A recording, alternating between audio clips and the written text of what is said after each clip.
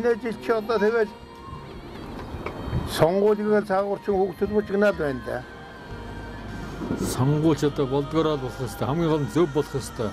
Зөв намда зөв хөндөө өгч миний одоо ийм үү. За ингэнэ.